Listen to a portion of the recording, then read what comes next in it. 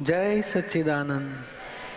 આપ સૌની અંદર બિરાજેલા પરમાત્માને અત્યંત ભક્તિપૂર્વક અભેદ ભાવે નમસ્કાર નમસ્કાર નમસ્કાર. જય સચ્ચિદાનંદ. નિર્દોષ દ્રષ્ટિ તેની પર થોડી વાતો લઈશું.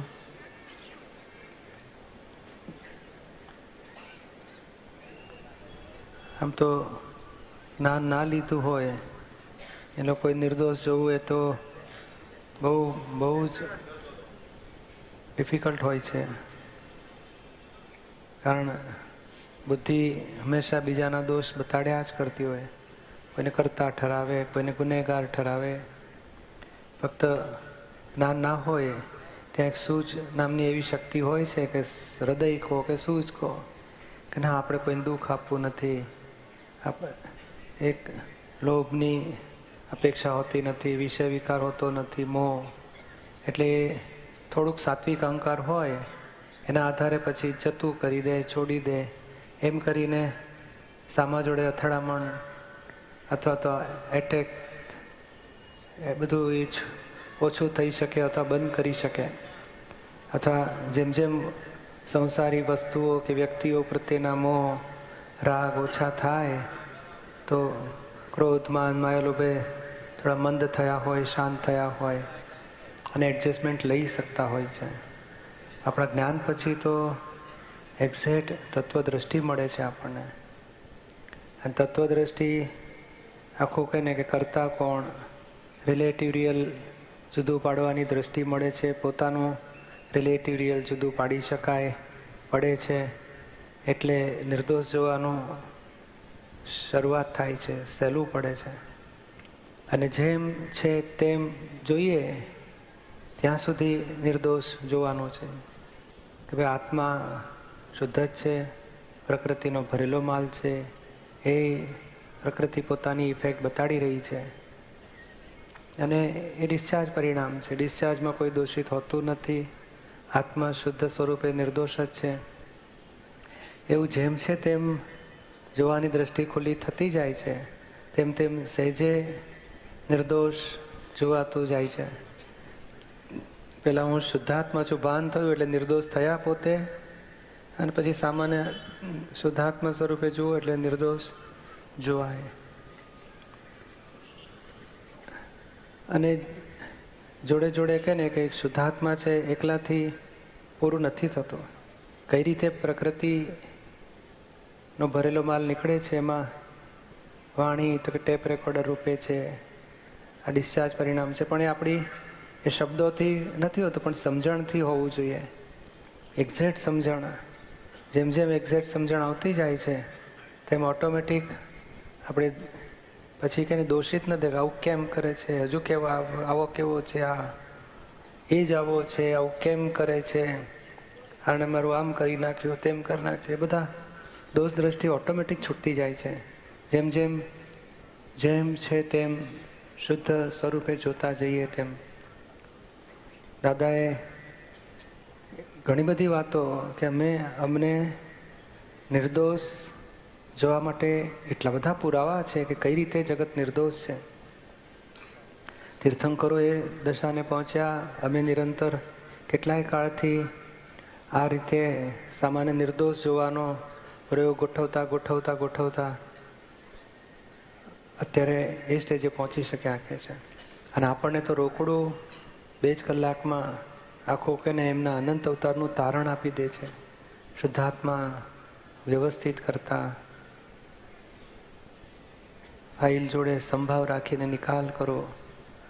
સત્સંગનું આટલું બધું જોર મળે છે, જબરજસ્ત. એટલે નિર્દોષ જોવાની દ્રષ્ટિ માટે કહે ને કે જે જરૂરિયાતના પુરાવાઓ કહીએ એ એટલા બધા એ કહે છે અમને એટલા બધા પુરાવાઓ હાજર રહે છે કે અમને કોઈનો સહેજ દોષ દેખાતો જ નથી. અને આપણે એમને જ અનુભવવાણી ગ્રહણ કરીને ધીમે ધીમે એ ગોઠવતા ત્યાં સુધી જવા માગીએ છીએ કે દરેક પ્રસંગમાં કોઈ વ્યક્તિ દોષિત દેખાય નહીં, નિર્દોષ દેખાય.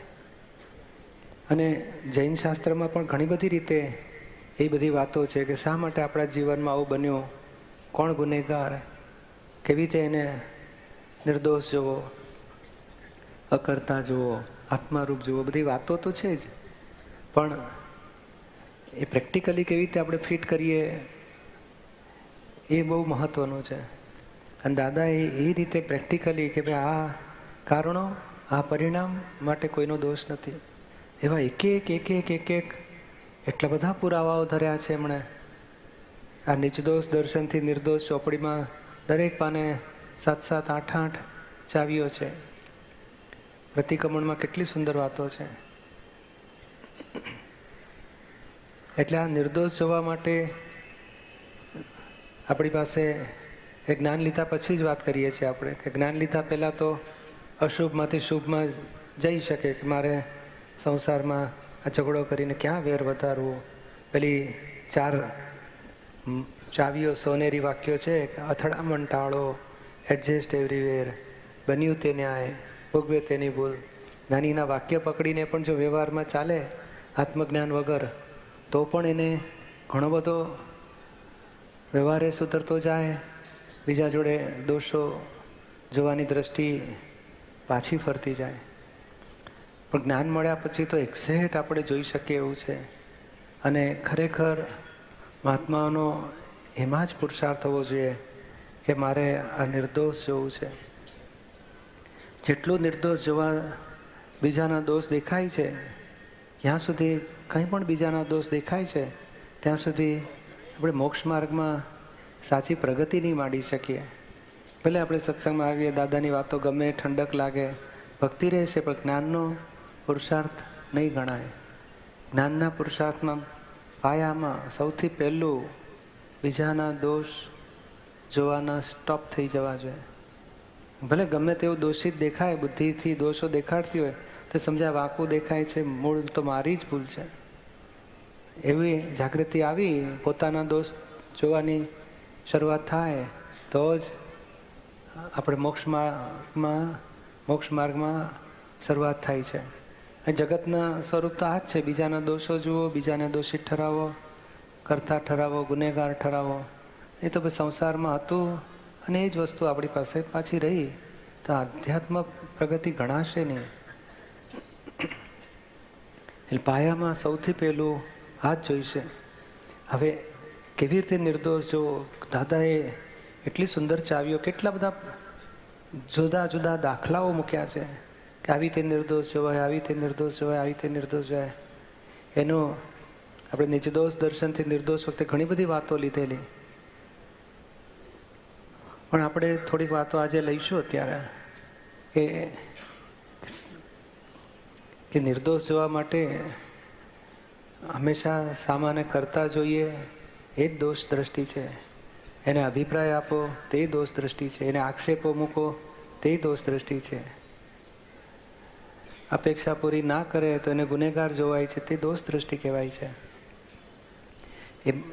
એ દોષની અંદર સૂક્ષ્મમાં તો મૂળ અહંકાર, બુદ્ધિ, અપેક્ષાઓ, રાગ, દ્વેષ, મોહ બધા પાયામાં હોય જ છે. પણ આપણે આ સ્થૂળ રીતે દોષો કેવા કોને અને કેવી રીતે નિર્દોષ જોવું.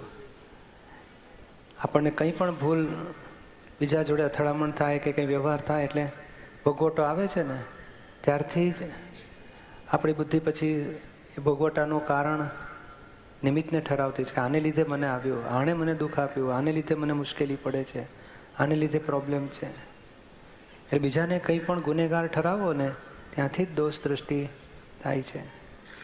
અને નિર્દોષ દ્રષ્ટિ એટલે શું? એ કોઈ નિમિત્ત ગુનેગાર નથી. મારું જ કરેલું, મારું જ બીજ નાખેલું મને જ ફળ આવે છે, કોઈનો દોષ નથી.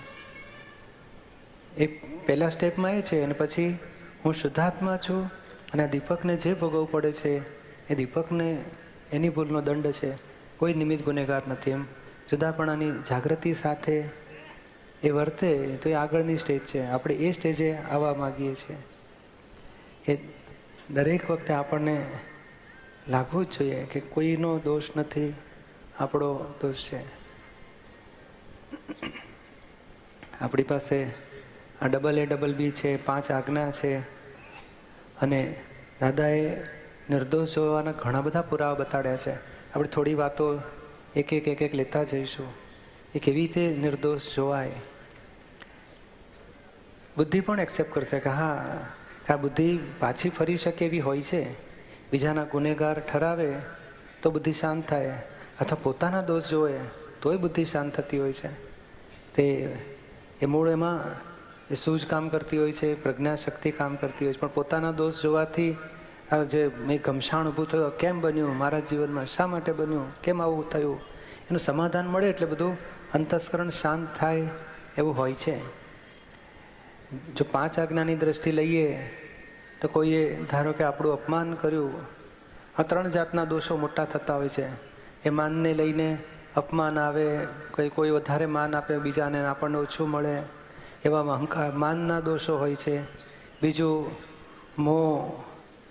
મોહ એટલે કોઈ વ્યક્તિને પોતાની માની પછી એના તરફથી અપેક્ષા ઓછી પૂરી થાય અથવા ન પૂરી થાય, અથવા એ વ્યક્તિ બીજા પ્રત્યે વધારે આકર્ષણમાં અને આપણને ઓછું થાય તો એ મોહ આપણને બહુ દુઃખ આપતો હોય છે. શંકા ઊભી થાય, આક્ષેપો ઊભા થાય. અને ત્રીજું લોભને લઈને, જે આ પૈસા કહો કે મારું નુકસાન કર્યું, મારા પૈસા પાછા નથી આપતો, અથવા ઉઘરાણી ફસાઈ ગઈ, એમાં બધા દોષિત થાય. એટલે લોભને લઈને, માનને લઈને અને મોહને લઈને બધા દોષો થયા જ કરતા હોય છે.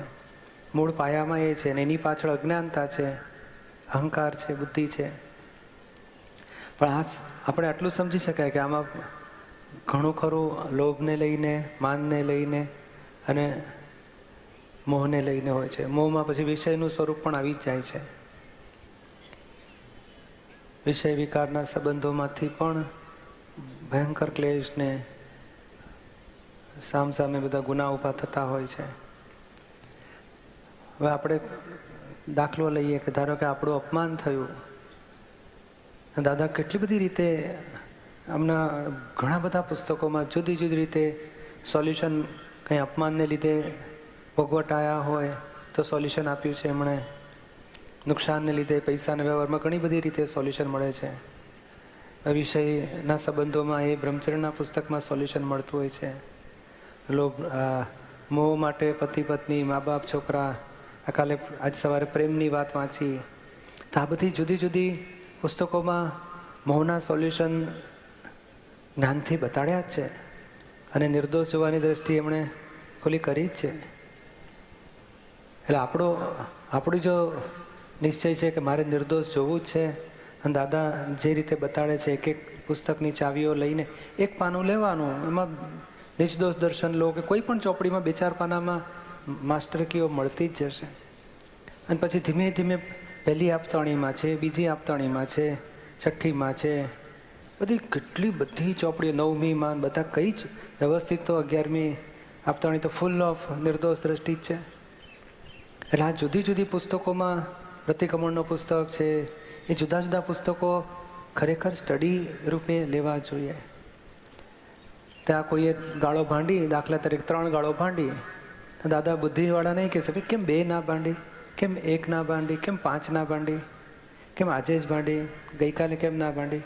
એટલે કંઈક કાળનો હિસાબ, ક્ષેત્રનો હિસાબ, પ્રમાણેનું 3 જ કેમ આવી, 2 કેમ ના આવી, તો કે કંઈક હિસાબ છે આપણો. એટલે બુદ્ધિથી સમાધાન થાય કે નહીં, આપણે 100 ગાળો ખાવાનો હિસાબ હોય તો 3 ઓછી થઈ, 97 રહી, પછી 2 આવશે તો 95 રહેશે. કરતાં કરતાં જે દાડે પૂરી થશે ત્યારે પેલો આપી શકશે નહીં.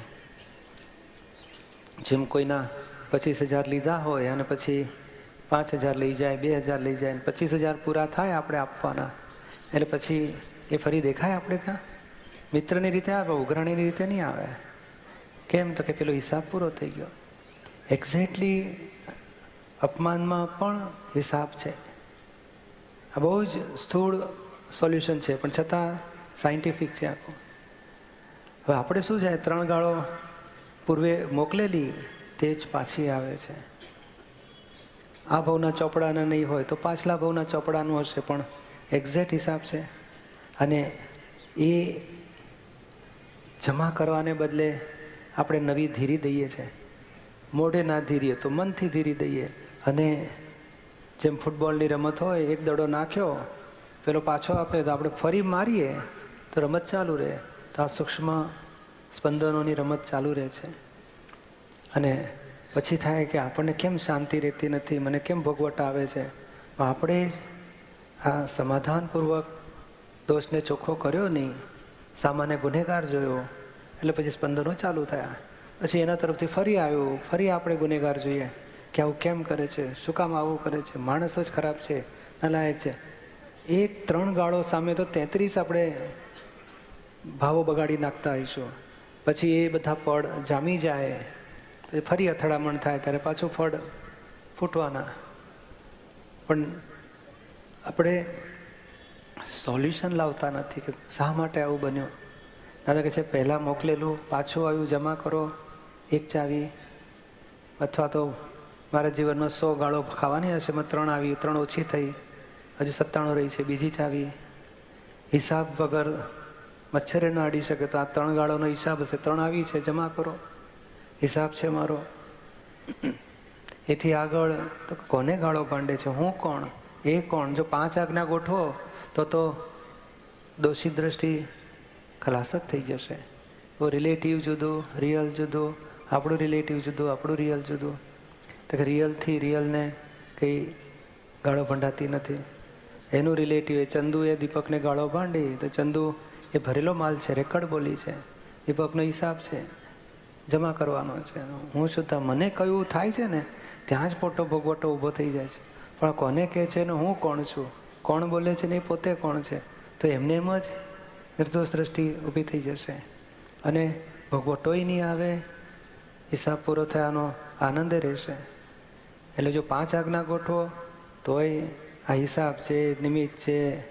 આપણે કંઈ કોઝિસ, આ જૈન શાસ્ત્રમાં શું કહે છે કે તમારું અનાદેય નામ કર્મ, અપમાન નામનું કર્મ હતું, એ તમારું જ કર્મ પૂર્વભાવે બંધાયેલું આજે ફળ આપે છે. એ નિમિત્ત છે, નિર્દોષ છે.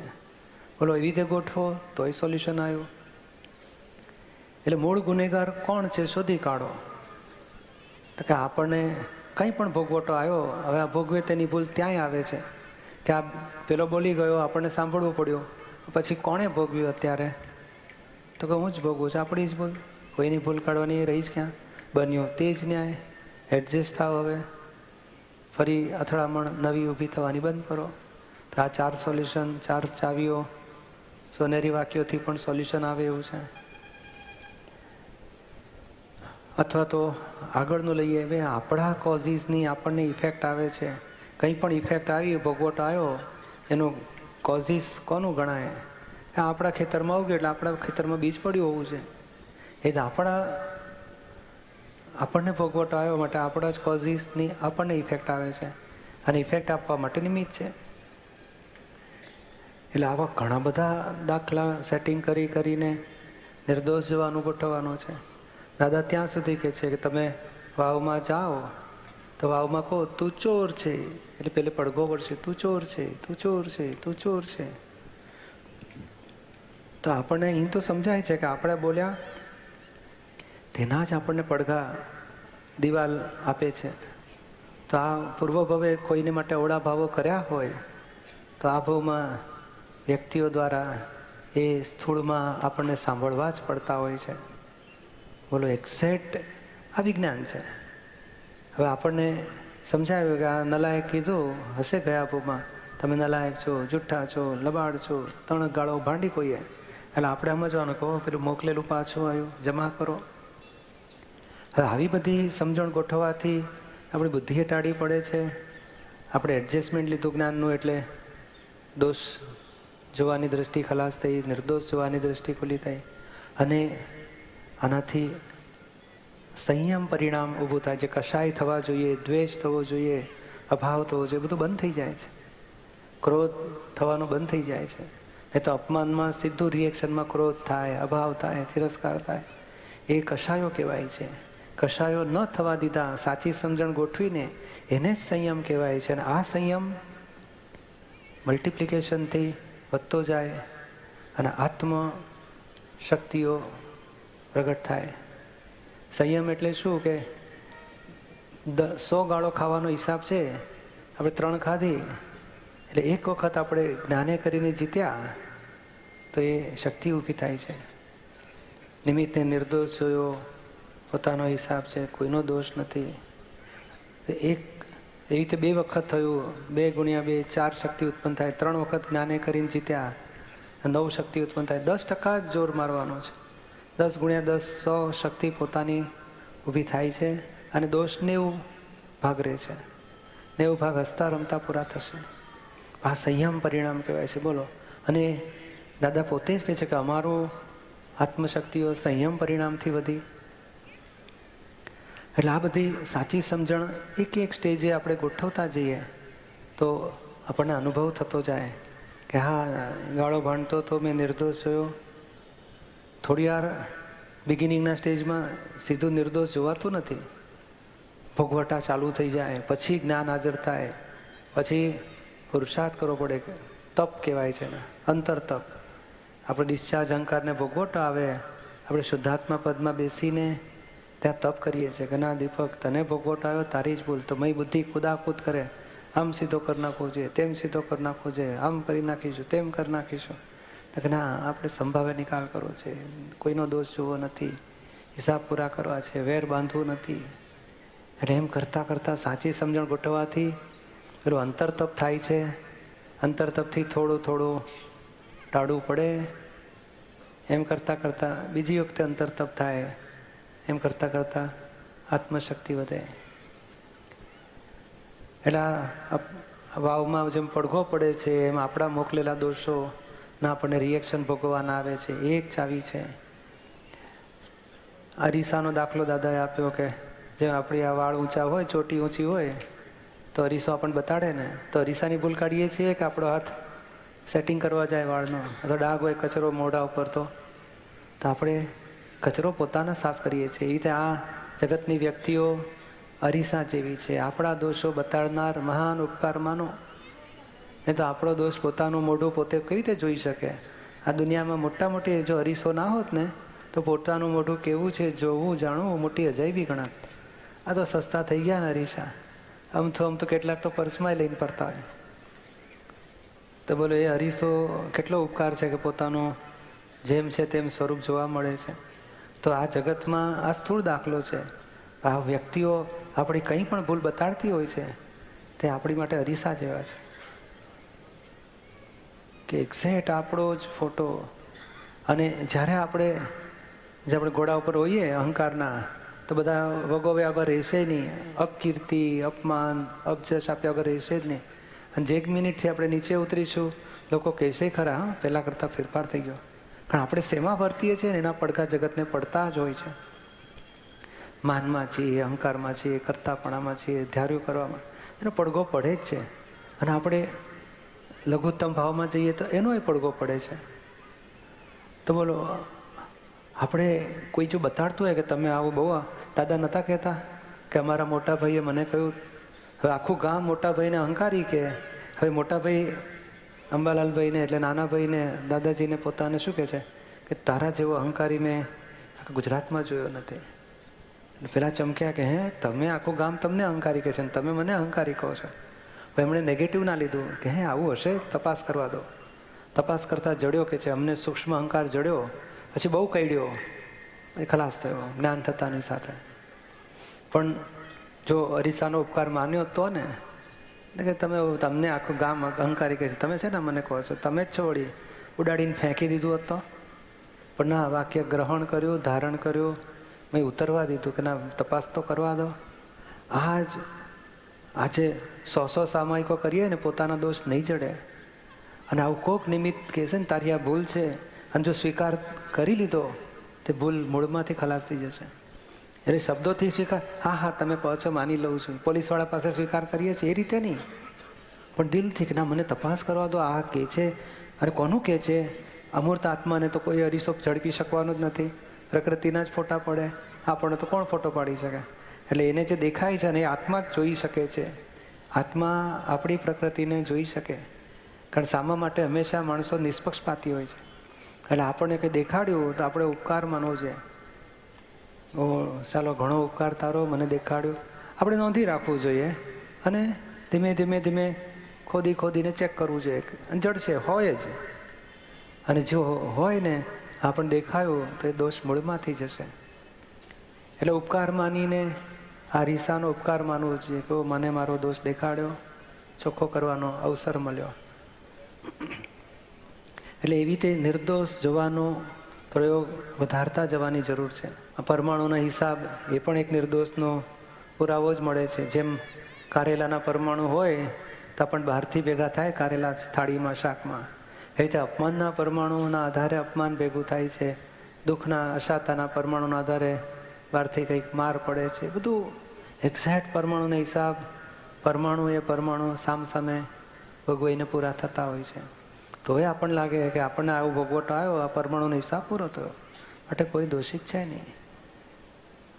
એટલે એક એક ચાવીઓ ધીમે ધીમે ગોઠવતા ગોઠવતા આપણને એવી પ્રેક્ટિસમાં આવી જવું જોઈએ કે આપણી બુદ્ધિ પણ સમાધાન પામે કે હા, પછી જે ઘણા બધા દાદાએ પુરાવા આપ્યા છે, જે દ્રષ્ટાંત માફક આવે એ દ્રષ્ટાંત માફક કરીને આપણી સમજમાં આવી જવું જોઈએ કે મારે કોઈના દોષ જોવા નથી, પોતાના દોષ ખલાસ કરવા છે. તો પછી પ્રગતિ થશે જ. દાદાનું પહેલું વાક્ય પણ છે, કોઈ જીવનામાં કિંચિત માત્ર ડખોડખલ કરી શકે જ નહીં. એટલું સ્વતંત્ર જગત છે અને હકીકત છે. માટે આપણને કંઈ પણ આવ્યું તે આપણો જ હિસાબ છે, કોઈની દખલ હોતી જ નથી. જ્યારે આપણી ભૂલો ખલાસ થઈ જશે કોઈ આપણામાં દખલ નહીં કરી શકે. જ્યાં સુધી આપણી ભૂલ છે ત્યાં સુધી કોઈ ઉપરી છે, ત્યાં સુધી દખલો છે. જેમ જેમ આપણી ભૂલ ખલાસ થતી જશે કોઈ ઉપરી નહીં રહે, દખલ કરનારો નહીં રહે. અને દાદા કહે છે કે અમે અનુભવીને કહીએ છીએ, ત્રિકાળ સત્ય વાત છે. આપણે પ્રયોગ માંડી જવું જોઈએ કે લાવો, દાદા કહે છે કોઈનામાં કોઈ દખલ કરી શકે નહીં, તો પછી કોઈ દોષિત છે જ નહીં, મારું મને પાછું આવે છે. જેમ ધંધામાં નફો આપણને મળતો હોય છે તો આપણે નિમિત્તનો ઉપકાર માનતા નથી, ખુશ થઈ જઈએ. તો આપણું પોતાનું મળ્યું એવું સમજીએ છીએ. તો ખોટ વખતે નિમિત્તને શું કામ ગુનેગાર જોવા? ઉપકારી માનો, આપણું જ મળ્યું આપણને ખોટ. એટલે આવું આપણી પાસે સમજણ હોવી જોઈએ. આપણી જ બુદ્ધિને, આપણી પાસે પ્રજ્ઞાથી, એ સમજણથી બુદ્ધિને છેદ ઉડાડી દો કે તું માને છે ઊંધું માને છે. પણ લોભ કશાય બીજાને ગુનેગાર ઠરાવે. જેને લોભ છે જ નહીં, મમતા છે જ નહીં, તો એને આવી સમજણ ઊભી થઈ જાય ઓહ કે ખોટ આવે છે, જેમ નફો આવે છે ત્યારે મારો મને મળ્યો માનું છું, તો ખોટ વખતે મારી મને મળી માનો. એક ભાઈ તે દિવસે કહેતા ને કે મારા મિત્રએ કહે ને કે આટલા 3.25 લાખ છેતરપિંડી એને સાચવવા આપ્યા, ખાઈ ગયો. અને પછી મારે છોકરાને અમેરિકા મોકલવાનો હતો, 5 લાખનો ખર્ચો. તો એ બોલો છોકરા પાછળ 5 લાખનો ખર્ચો કરીએ છીએ, મિત્ર 3.25 ખાઈ ગયો. પણ બેવમાં આપણા તો ગયા જ ને. અહીં રાગ છે, અહીં દ્વેષ છે. ત્યારે આપણે બુદ્ધિને સમાધાન થાય કે ના, આમાં હિસાબ છે, આ છોકરો પૂર્વભાવનો હિસાબ લેણિયા જ છે, એની માટે આપણે ખર્ચો કરીએ છીએ. તો આ મિત્ર લેણિયા જ છે, એનો હિસાબ પૂરો થયો. આ અકળામણ કરીએ છીએ આપણી અણસમજણ છે, નહીં ખુશી ખુશીથી આપીએ છીએ તે આપણી અણસમજણ છે. પણ આપણી પાસે એવી સમજણો ગોઠવતા જઈએ કે આપણને નુકસાન થયું તો કોઈ ગુનેગાર ન દેખાય, આપણે સમાધાન રહે. છેલ્લામાં છેલ્લી વાત તો ગુનેગાર ન દેખાય એટલે શું કે આપણને સમાધાન રહેવું જોઈએ કે આપણા જીવનમાં શા માટે એવું બને. એ સમાધાન રહે તો પછી કોઈ દોષ જોવાનું રહેતું જ નથી. અહીં સમાધાન રહે છે, હું 25,000 લઈ આવેલો, એમાંથી પેલો 7,000 લઈ ગયો, તો હજુ મારે 18 બાકી રહ્યા કે છે. તો અહીંયા સમાધાન રહે છે, પણ અહીં જીવનના પ્રસંગોમાં સમાધાન રહેતું નથી. મારી સાથે આવું કેમ કરે છે, દર વખતે મારે જ એડજસ્ટ થવાનું. પણ આપણો હિસાબ બોલો, અમુક વ્યક્તિ સાથે 20 લાખનું દેવું હોય તો આખી જિંદગી ચૂકવ્યા જ કરો, અમુકનો 5 લેવાનું હોય તો એની પાસેથી મળ્યા જ કરશે. જેમાં પૈસાનો હિસાબ હોય છે એવું રાગદ્વેષના હિસાબ હોય છે. રાગવાળો હિસાબ હોય ને તો આપણે અકળામણ કરીએ, દુઃખ આપીએ તોય આપણને હેલ્પ કર્યા જ કરે. અને દ્વેષવાળો હિસાબ હોય તો આપણે ગમે તેટલી હેલ્પ કરીએ તોય આપણને નુકસાન જ કરે. આપણને દુઃખના ભોગવટા આપે અને રાગવાળો સુખના ભોગવટા આપે. પણ એક્ઝેક્ટ આપણો જ હિસાબ પૂરવાનો હોય છે, આ નિમિત્તો દ્વારા પૂરો થતો હોય છે. પણ એ આપણને સમજણમાં ન આવે તો દોષ દેખાયા કરશે, અને સમજણમાં આવશે તો સહેજે નિર્દોષ જોવાની દ્રષ્ટિ હાજર રહેશે. આપણે એ રાવા માગીએ છીએ કે આપણને સમાધાન મળી જવું જોઈએ. આ બુદ્ધિને સમાધાન મળતું નથી એટલે પછી કોકને ગુનેગાર ઠરાવીને ટાળી પડે છે. અને આપણે એ હાજર રાખવા માગીએ છીએ ગમે તેને ગુનેગાર ઠરાવતા પહેલાં આપણે સમજણ એવી ઊભી કરો દાદાની વાણીમાંથી સમજીને, તો આપણી બુદ્ધિ શાંત થઈ જાય. એટલે આમ દરેક પ્રસંગે આ 4 પેલા સોનેરી સૂત્રો, 5 આજ્ઞા, અથવા તો આ પરમાણુનો હિસાબ, પડઘા સ્વરૂપે જગત, હિસાબ છે, ઉપકારી છે, એવી કેટલી બધી ચાવીઓ જો ગોઠવતા જઈએ તો આપણને નિર્દોષ જોવાની દ્રષ્ટિ રહેશે. આ નિર્દોષ જોયું, દોષ જુઓ છો એટલે આવતા ભાવના ગુના ચોંટે છે. આ ભાવમાં ભોગવટાય આવશે ને આવતા ભાવના કર્મય બંધાય. આ નિર્દોષ જુઓ તો આવતા ભાવની જવાબદારી સેપસાઇડ થઈ ગઈ ને અહીં નિરાકુરતા આનંદ રહેશે. પરિણામ ઉપરથી આ પણ થાય કરે આ જોખમ છે, વેર બંધાશે. બીજાના કંઈ પણ દોષ જુઓ એટલે એને દુઃખ થશે, એ વેર બાંધશે આપણી જોડે અને વેરથી પાછું સંસાર ઊભો થશે. આપણે વેર બાંધવું નથી, છૂટવું છે. પૂર્વનું વેર હતું તેથી તો દુઃખ આવ્યા. આજે વેર પૂરું કરો, નવું ઊભું ના થવા દો, જૂનું જમા કરો તો કેરી ફોરવર્ડ નહીં થાય આવતા ભાવનું. એમ જુદી જુદી બોલો જેને છૂટવાનો ધ્યેય છે, મોક્ષે જવાનો ધ્યેય છે, તો પછી એને આવી સૂઝ પડી જ જાય કે આપણે છૂટવું છે, વેર બાંધીને ક્યાં ભટકીશું. અને એમાં આપણી પાસે આ શુદ્ધાત્માની દ્રષ્ટિ છે. પણ હા એટલું છે, હું શુદ્ધાત્મા જોયા કરું એનાથી પૂરું નથી થતું. શુદ્ધાત્મા જુદો અને પ્રકૃતિનો હિસાબ આપણને જો બુદ્ધિ ઊંધું બતાડતી હોય તો પ્રતિક્રમણ અવશ્ય કરવા પડે છે. કેવી રીતે? ધારો કે કોઈ અપમાન કર્યું ત્યારે આપણે બુદ્ધિ તરત બતાવે કે સારો નલાયક છે, સ્વભાવ જ એવો છે, આડો છે, ગમે તેમ બોલી જાય છે, મરવા દો, સંબંધ જ નથી રાખવો. તો હવે આપણે શું થયું તો કે એને શુદ્ધાત્મા ના જોયા, ભરેલો માલ નીકળ્યો. ચંદુ જુદો અને શુદ્ધાત્મા જુદો, એ બે જુદું ના જોયું. ચંદુનો ભરેલો માલ નીકળે છે એ ના જોયું, દીપકનો હિસાબ છે એ ના જોયો, અને સીધો હું દીપક થઈ ગયો અને સામાન ચંદુ રૂપે જોઈને તરત નલાયક છે ને સમજતો નથી, માણસ જ આવો છે, સ્વભાવ આવો છે. જે 5-7 ગાળો ભાંડી કે આપણે નેગેટિવ જોયું, દોષ જોયા, હવે એ જ દોષ પોતાનો એના જ પ્રતિક્રમણ કરવાના છે. જો નિર્દોષ જોયું નહીં અને દોષ જોયા તો ત્યાં પ્રતિક્રમણ આવે છે કે હે શુદ્ધાત્મા ભગવાન, ચંદુનો ભરેલો માલ નીકળ્યો છતાં ચંદુને ગુનેગાર જોયો, તમને હો ગુનેગાર જોયા, માફી માગું છું, કોઈનો દોષ નથી, મારો હિસાબ હતો, નિમિત્ત છો, નિર્દોષ છો. રિયલી શુદ્ધાત્મા છો માટે નિર્દોષ છો, રિલેટિવલી ભરેલો માલ નીકળ્યો માટે નિર્દોષ છે. હવે આખું પાછું ફેરવવું, અવળું જોવાઈ ગયું હતું એ પાછું ફેરવવું, ત્યાં પ્રતિક્રમણ છે.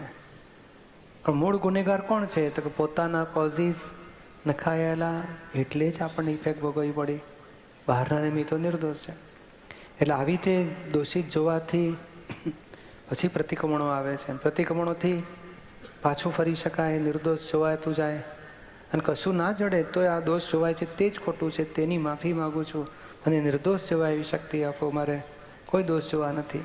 એમ પ્રતિક્રમણ કરીશું ને તોય દ્રષ્ટિ ચોખ્ખી થતી જશે અને ધીમે ધીમે નિર્દોષ જોવાનું આગળ વધારશે. એટલે આપણે સામાન્ય નિર્દોષ જોવાનો ટ્રેક તે આ રીતે કરવા માગીએ છીએ કે અથડામણ થઈ એટલે ભોગવે તેની ભૂલ પહેલું જ ચાવી ગોઠવવાની. આપણે ભોગવીએ જ માટે સામાની તો ભૂલ નથી જ, છતાં આપણી બુદ્ધિ સામાનું અવળું બતાડે તો ત્યાં પેલું રિલેટિવ રિયલ જુદું પાડો. રિયલ નિર્દોષ છે, રિલેટિવ ભરેલો માલ છે માટે નિર્દોષ. પછી આપણો હિસાબ છે, પરમાણુનો હિસાબ, પડઘા, મોકલેલું પાછું, એવું બધી જાત જાતના ચાવીઓ ગોઠવીને સોલ્યુશન લાવો તો સામાન્ય શુદ્ધાત્મા તરીકે નિર્દોષ જોવાશે.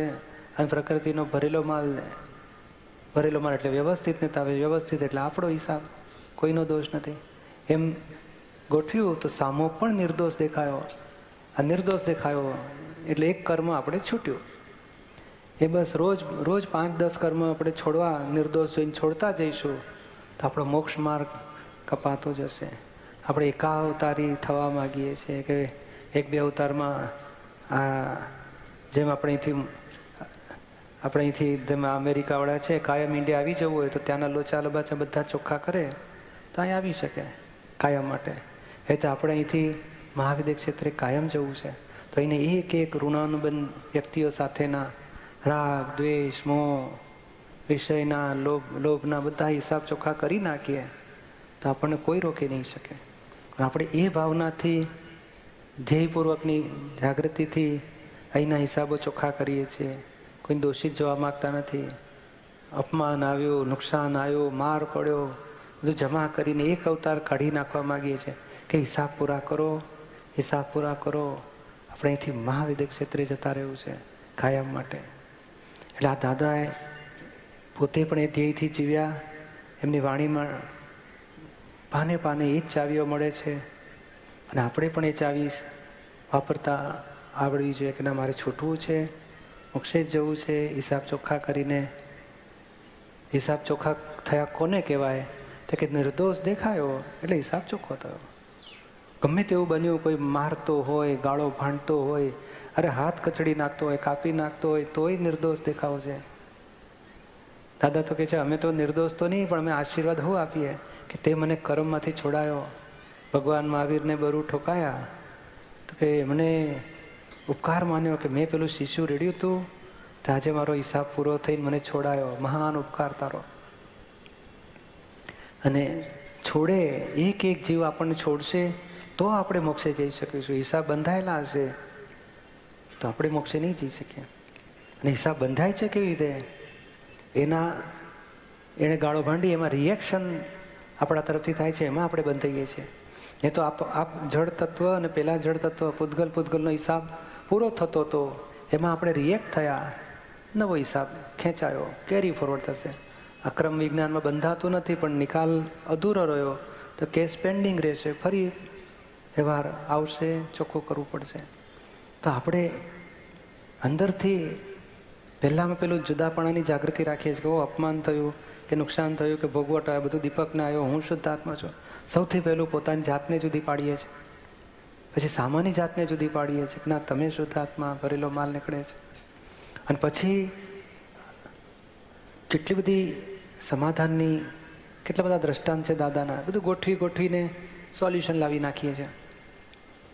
એટલે રિએક્શનમાં આપણને ભોગવટો આવવાનો બંધ થયો અને નિર્દોષ જોવાની દ્રષ્ટિ થઈ એટલે આપણો એ પ્રસંગનો હિસાબ પૂરો થયો, ઉકલી ગયો, ફાઇલનો સંભાવે નિકાલ થઈ ગયો.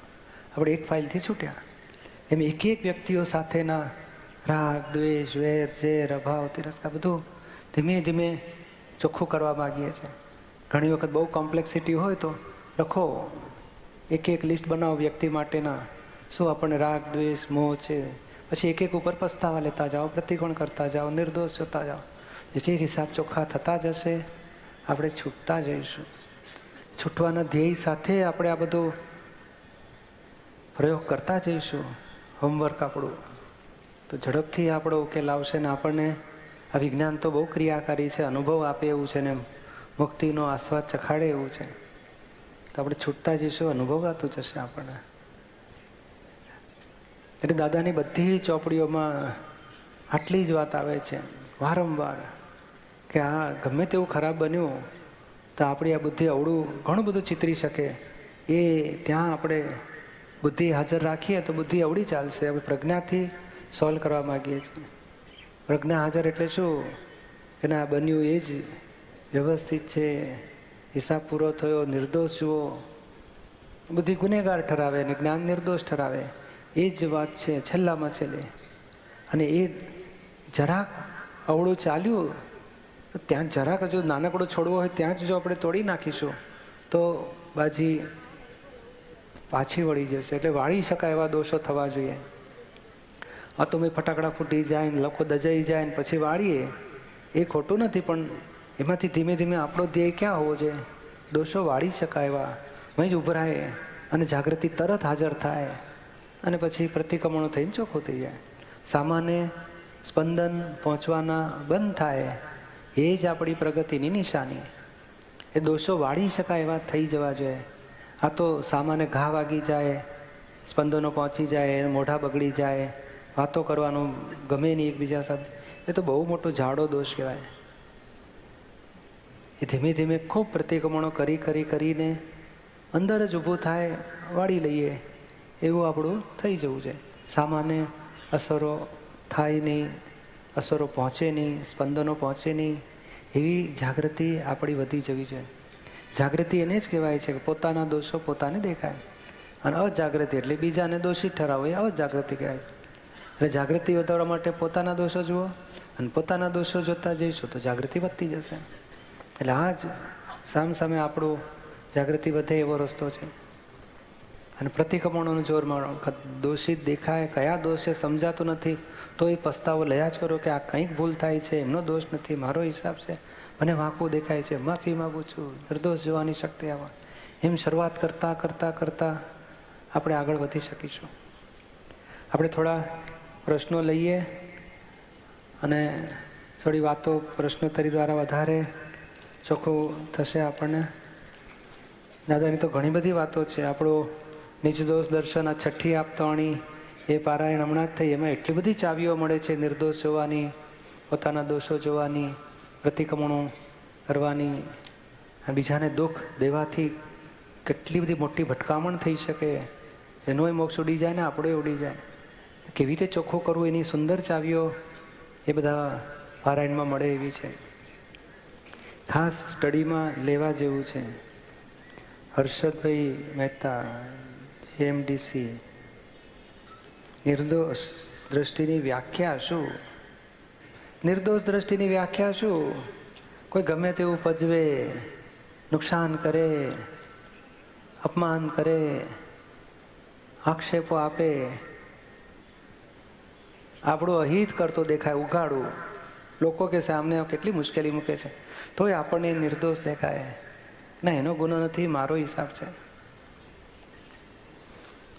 નહીં, આપણે આ તમે ઉતાળમાં દોડવામાં એકદમ ઝડપથી આવતા હોય અને એકાદ કાર્પેટ જરા ઊંચી હોય અને પછી કાર્પેટમાં આપણો પગ અટવાય અને ગબડી પડીએ તો કોની ભૂલ કાઢો? આમ તો કોઈ જરાક ઊંચું નીચું હોય છે ને, આ બધું લેવલ કે બધું સરખું ના હોય ને આપણી માટે, અને આપણે તો જલ્દી પહોંચવું છે એમાં જ હોય, પછી લેવલ ઊંચું એમ આપણે ગબડી પડ્યા તો કોનો વાંક કાઢીએ? અને આમથા આ બધા 2-4 જણા ઊભા થવામાં આપણને ધક્કો મારી દે અને પેલા હોય જરા શરીરે એમ તો ધક્કો વાગે ને પડી જઈએ, એટલે આપણે કોનો વાંક કાઢીએ? અહીં તો દેખાય ને કે હવે તમે સીધી રીતે ઊભા થાવ ને હવે ગમે તેમ ધક્કો મારીને પાડી દો છો, કઈ જાતનો છો તમે? અહીં દેખાય આ જીવતો માણસ ગુનેગાર દેખાય, અને અહીં પડ્યા એમાં કોઈ ગુનેગાર દેખાય નહીં. ઘેર જઈને પાટા પીંડી કરીએ તો બંનેમાં વાગ્યું તો સરખું જ આપણને. જે માઉન્ટેન અથવા તો આ ઝાડ પરથી કશું લાકડું પડ્યું તો કોનો વાંક કાઢીએ છીએ? છોકરા રમતા હોય ને એકાદ કાંકરો માર્યો અને વાગ્યો તો કોનો વાંક કાઢીએ? બંનેમાં વાગ્યું તો સરખું છે. એવી રીતે આપણે આ નિર્દોષ દ્રષ્ટિ એટલે શું? એ જેમ માઉન્ટેન પરથી કાંકરો ગબડ્યો તો કોઈનો વાંક કાઢતા નથી, તો જીવતા માણસોથી આપણને વાગ્યો તોય વાંક કાઢવો નહીં, એમ નામ નિર્દોષ દ્રષ્ટિ. અને નિર્દોષ દ્રષ્ટિ નહીં રહેવાથી, દોષ દ્રષ્ટિ થવાથી પછી ક્રોધ થાય છે, પછી અભાવ થાય, તિરસ્કાર થાય, દ્વેષ થાય. પણ નિર્દોષ દ્રષ્ટિ રહે ને તો આપણને કકડાટ થાય જ નહીં અંદર. સમજાય છે ને? અને એ ધીમે ધીમે દાદાના પુસ્તકો દ્વારા, સત્સંગ દ્વારા, આ ટીવીમાં ઘણું બધી વાતો રોજ આવતી જ હોય છે, એ ઘેડ બેસાડી દેવી જ જોઈએ. એ કોઈ પરિસ્થિતિ, કોઈ વ્યક્તિ, કોઈ સંજોગ આપણને દુઃખદાયી ન થવો છે. આ નિર્દોષ દ્રષ્ટિથી આપણને દુઃખદાયી નહીં થાય એની ગેરંટી. ધારો કે નોકરે પ્યાલા ફોડ્યા તો આપણે અકળાઈ જઈએ ને, ધ્યાન રાખને, મોંઘા દાંત નુકસાન કરે, અને આપણા હાથે કોઈ દાડો ના ફૂટે? ફૂટે ત્યારે આમ જોઈ લે, કોઈ જોતું ને, અરે વાઈફે હાજર નથી ને, હાશ કે છે, પછી ધીમેથી બ્રાઉન કોથળીમાં કપરા કાપીના ટુકડા નાખીને કાબેજ કરી દે. કેમ? તો પકડાઈ જઈશું, ખરાબ લાગશે. બોલો, હવે આપણા હાથે ફૂટે તો કોનો વાંક કાઢીએ છીએ? અને બીજાના હાથે ફૂટે તો ઉઘાડો વાંક કાઢીએ ને સામાનો. બંનેમાં ફૂટ્યું તો સરખું જ ને. એવી સમજણ ગોઠવતા નિર્દોષ જોવાની દ્રષ્ટિ ખુલ્લી કરવાની છે. સમજાય છે ને? નિર્દોષ દ્રષ્ટિ અને અંતરદ્રષ્ટિ વચ્ચેનો ભેદ સમજાવશો. અંતરદ્રષ્ટિ એટલે પોતે પોતાના સન્મુખ થવું, કે હું આમાં કોણ છું એ દ્રષ્ટિમાં આવવું, એ અંતરદ્રષ્ટિ કહેવાય છે. અને નિર્દોષ દ્રષ્ટિ એ આંતરદ્રષ્ટિ થાય તો રહી શકે કે ઓ ભાઈ એ મારા જેવો શુદ્ધાત્મા છે અને પ્રકૃતિનો જે હિસાબ છે તે સામે પૂરો થાય છે, કોઈ દોષિત છે જ નહીં. અંતરદ્રષ્ટિ આપણે આને કહીએ છીએ કે હું કોણ છું એ જાગૃતિમાં અંતરાત્મદશા. સમજાયું ને? નિર્દોષ દ્રષ્ટિમાં આપણા દોષો આપણાથી કેવી રીતે જોઈ શકાય? આ જ ધારો કે એક કાંકરાને કોણે કહ્યું કે આપણે ટાલકામ ભાગવાનું? 1 સેકન્ડ પહેલા આગળ પડત, 1 સેકન્ડ પછી પાછળ પડત, બરોબર આપણને વાગ્યો. અને આપણે 4 જણા જતા હતા તો 4માંથી વચલા માણસ આપણે હતા તો આપણને અડ્યો. તે કોણે હિસાબ ગોઠવ્યો? આ ક્ષેત્રનો વાંક છે. બોલો ગાડીઓ જતી હોય છે ને, એક આગળ ગઈ પછી બીજી જાય છે. બોલો એક જ ક્ષેત્રમાં 2 કાળ બદલાવાથી અકસ્માત થતો નથી. તો અહીં કાંકરો અને આપણે અડીએ કેવી રીતે? કાળ કેવી રીતે ભેગો થયો? કોનો વાંક કાઢશો?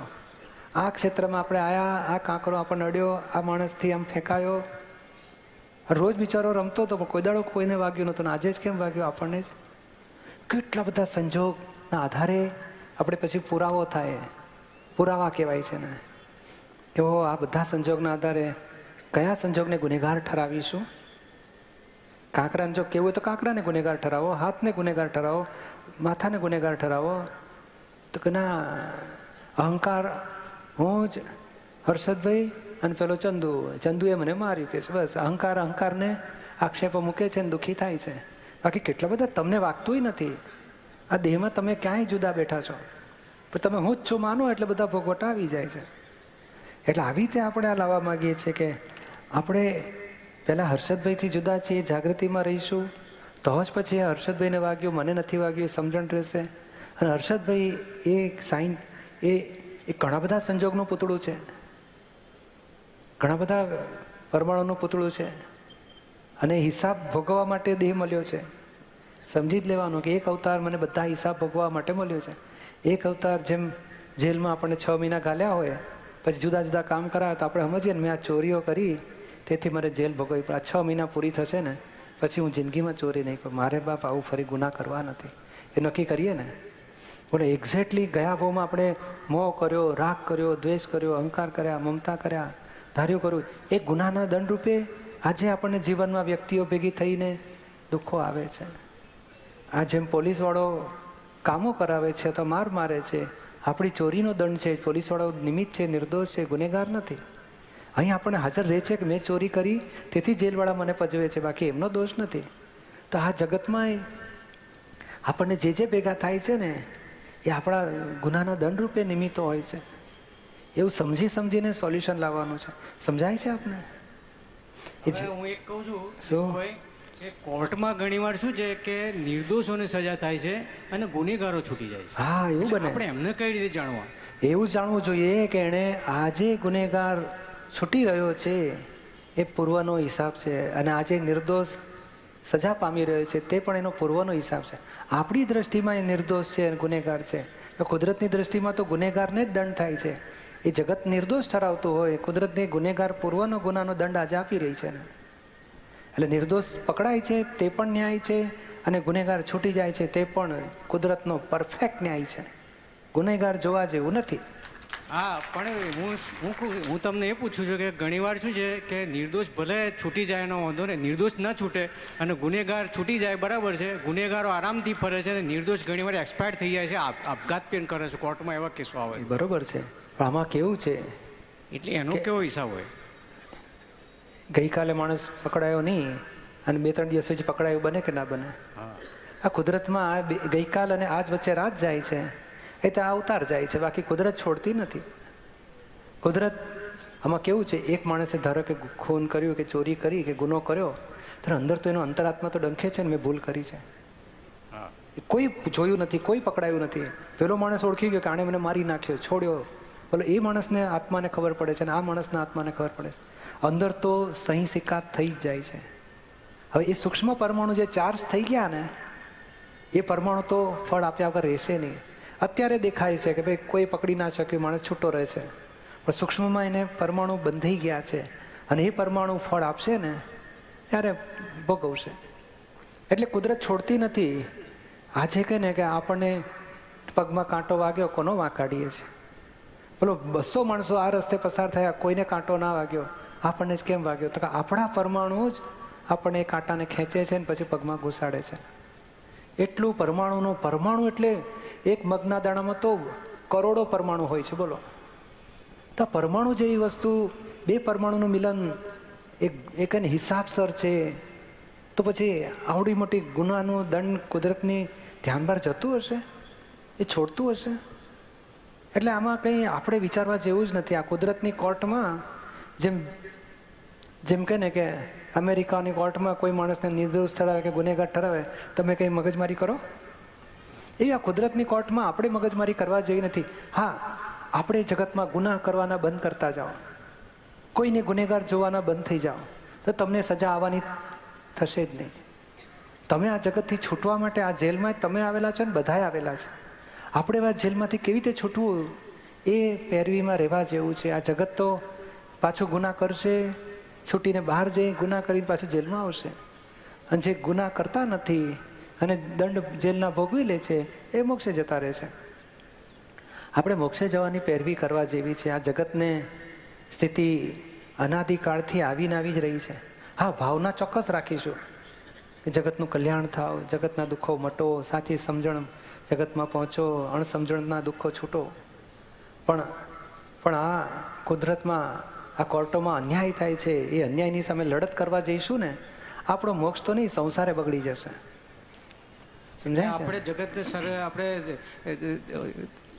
આપણે જગતની નિર્દોષ દ્રષ્ટિથી જ જોવું, એમ ને? ચોક્કસ. તો જ્ઞાની પદ તમારું ગણાશે. અને દોષિત જોવો છો તો એ તો સંસારી જીવડા જેવા થયા, પછી જન્મો ને મરો, જન્મો ને મરો. અને પેલું જ્ઞાની પદ કેવાશે. દાદા કહે છે ને, અમને આખું જગત નિર્દોષ દેખાય છે. ચોર ચોરી કરે, દાનેશ્વરી દાન આપે, કોઈ તપસ્યા કરે, કોઈ આ કરે, મારામારી કરે, ખૂન કરે, વ્યભિચાર કરે, દારૂ પીએ, અમને કોઈ દોષિત દેખાતું જ નથી. તમે જ વિચાર કરો કે એક માણસે ગઈકાલે કોકના લગ્નમાં બધી ડીશો ખાધી, પંજાબી ડીશ ને સાઉથ ઇન્ડિયન ને આઈસ્ક્રીમ ખાધો ને કોફી પીધી, ઠોકા ઠોક બધું ખાધું, ગુલાબજાંબુ ને પાઉં ભાજી ને બધું. પછી બીજે દાડે પોત તો પ્રકાશે ને, આખી રાત સૂતો શાંતિથી, કાંઈ થયું નહીં. અને આજ સવારે બોલો કાંઈ ખાધું નથી ભાઈ, હા, એક પાણીનું ટીપું પીધું નથી અને એક દાણો ખાધો નથી કશું ખોરાકનો, તોય ઝાડા થાય, ઉલટી થાય. બને ખરું? બને કે ના બને? હવે કહે છે ભાઈ તે કંઈ ખાધું? મેં કાંઈ ખાધું જ નથી આજે. તો થાય કેવી રીતે આ વસ્તુ? તો પહેલાં ખાધું હોવું જોઈએ, પૂરું થાય છે. તો હા, એનો હિસાબ એક્ઝેક્ટ હિસાબ નહીં, ખાધેલું તો આજે ગલન થાય છે. બરોબર, અહીં 24 કલાક પછી ગલન શરૂ થાય છે. તે કુદરતમાં એ બધું 80-100 વર્ષે ગલન શરૂ થાય. એટલે આપણે આખા જગતને પ્રેમ કરવો એટલે આપણને એ પણ પ્રેમ કરે, એમ ને? હા, પ્રેમ કરો શબ્દ છે ને, કરો શબ્દ એ છે ને, એ ડિમાન્ડ એન્ડ સપ્લાય જેવું છે. પ્રેમ રાખો અપેક્ષા વગર, એનું નામ જ પ્રેમ કહેવાય. સમજાય ને? ચાલો, જય સચિદાનંદ. જય સચિદાનંદ. રમેશ પારેખ, વેરાવળ. મીઠાશ આવે ત્યાં તપ કરવાનું છે અને કડવું આવે ત્યાંય તપ કરવાનું છે. આમાં કડવું આવે ત્યાર તો તપ થાય છે, પણ મીઠાશમાં કઈ રીતે તપ થાય? એ મીઠાશ હજુ ગમે છે ને ત્યાં સુધી એમાં તપ મુશ્કેલ છે. એ ના ગમતી થાય એટલે કડવું લાગશે, એટલે તપ થશે. પછી એ ન ગમતું એવું શોધી કાઢો. મીઠાશ એમાં લગાડવા જેવું છે શું? આ ગુલાબજાંબુ કંઈ સુખી હોય છે? તો એક એક ટુકડો ખવડાવતો એમ તને સુખ આવ્યું, કંઈ સુખ આવ્યું, સુખ આવ્યું, કંટાળો આવશે. એટલે ત્યાં વાત અને ના ગમતું થયું ને એટલે પછી જાગૃતિ વધી જશે. વાતચીત કરવી તપ છે, એવું છે. વાતચીત કરવાથી શરૂઆત થાય છે, તો પછી એનું એનાલિસિસ તો કરવું પડશે ને. એ જુદું રાખવું એ તપ છે, પણ એને આમાં બુદ્ધિ એ કયા આધારે સુખ માની બેઠી છે, આમાં કેમ સુખ લાગે છે ને એને બતાડો, કે એના બીજા ભાગ સિક્કાની બીજી બાજુ બતાડો કે આમાં કેટલું જોખમ છે. અને રીપેમેન્ટ આવશે ત્યારે હડકા દુખશે, ફાવશે તને? બરોબર. એટલે એમ કરીને એ સુખની માન્યતા બદલી નાખવાની જરૂર છે. બદલાશે એટલે દુઃખદાયી થઈને એટલે જે વસ્તુ ના ગમતી થાય ને એ પ્રકૃતિ ખાલી થતી થતી ખલાસ થઈ જાય. બરોબર, સમજાયું ને? પરિણામ દેખાડ કરવા પડે કે આમાં સુખ કયા આધારે લાગ્યો. હું તો એક કોળીઓ દેખાડો, તને કઈ સુખ લાગ્યું? તો કે જરાય નથી. તારે ભૂખ છે એટલું ખાવું છે કે સુખ માટે ખાવું છે? તો કે ભૂખના માટે. સંભાવ નિકાલ કરો. શું જાગૃતિ વધારવાની જરૂર છે અને પરિણામો બતાડવાની જરૂર છે. કોઈ પણ મોહ અપરિણામ દ્રષ્ટિને લઈને ઉભો રહ્યો છે. પરિણામિક દ્રષ્ટિ હાજર થાય ને તો મોહ નામની વસ્તુ ખલાસ થઈ જશે. બરોબર. મોહથી સુખ લાગે છે. It's Dada Bhagwan Foundation.